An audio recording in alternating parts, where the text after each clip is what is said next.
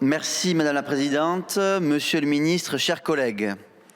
Quand l'examen du projet de loi sécuriser et réguler l'espace numérique débutait il y a 15 jours, notre Assemblée faisait face à un texte clairement honteux.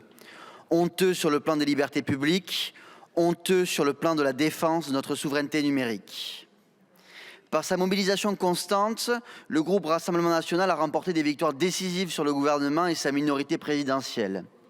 Nous vous avons mis en échec lorsque vous avez souhaité imposer une identité numérique à tous les Français d'ici 2030. Nous vous avons mis en échec en supprimant l'article 5 bis qui imposait la création d'un délit d'outrage en ligne avec une amende forfaitaire délictuelle sans passage devant un juge pour des délits d'expression. Au lieu de renforcer la justice, vous proposez de la contourner. Heureusement, nous avons mis à la corbeille cette folie qui piétinait nos principes juridiques les plus élémentaires. Nous avons tenu bon contre la levée de l'anonymat en ligne que défendait le rapporteur Paul Midi avant de retirer ses amendements devant le tapage médiatique occasionné. Mais nous n'oublierons pas que derrière lui, vous n'étiez pas moins de 200 députés de la majorité prêts à le soutenir dans ses dérives liberticides. Nous n'oublierons pas qu'il y a quelque chose dans votre extrême centrisme d'intrinsèquement totalitaire. Et ce n'est hélas ni la première ni la dernière fois que vous le démontrez. Dans un même temps, quand vous vous attaquiez aux libertés d'expression, vous renonciez à la défense de notre souveraineté numérique. Mais c'est sans compter sur notre résistance face à vos renoncements. Grâce à la mobilisation du Rassemblement national et celle du groupe d'études Souveraineté numérique que je préside, nous vous avons forcé à réintégrer le 10 bis A.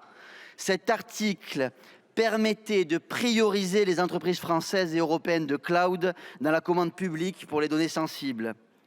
Vouloir que nos données sensibles ne soient plus entre les mains d'entreprises soumises à l'extraterritorialité d'un droit non européen, en clair, dans les mains des GAFAM, ce n'est que le strict minimum.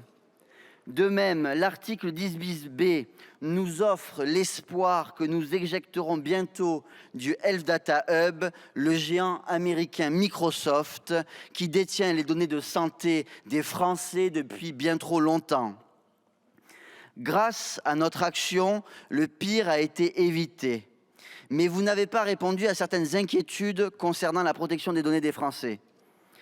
Tout d'abord, en refusant de cadrer juridiquement le référentiel de vérification d'âge des consommateurs de porno. Vous avez donné un blanc-seing à l'Arcom et vous avez dénié aux parlementaires leur rôle dans l'élaboration de la loi. Car oui, c'était à l'Assemblée de cadrer ce dispositif et non à une autorité administrative. Ensuite, en exigeant des réseaux sociaux qu'ils empêchent la création de nouveaux comptes pour les usagers condamnés à une peine de bannissement, vous donnez mandat aux GAFAM de lever l'anonymat des Français. C'est inacceptable. Enfin, la première version du texte issu du Sénat était bien plus ambitieuse sur la régulation du marché du cloud et sur la souveraineté numérique, en particulier concernant l'exclusion des entreprises extra-européennes de la commande publique. Pour résumer, quand l'étude de ce projet de loi a commencé, il était une vraie menace pour nos libertés publiques et pour notre souveraineté numérique.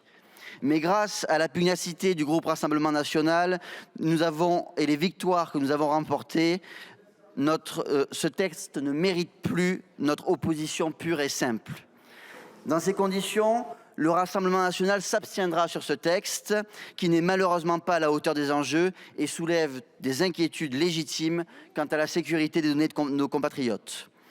Que les Français soient assurés qu'ils nous trouveront toujours au rendez-vous pour défendre leur liberté en ligne et pour sanctuariser la défense de notre souveraineté numérique. Merci. Merci beaucoup.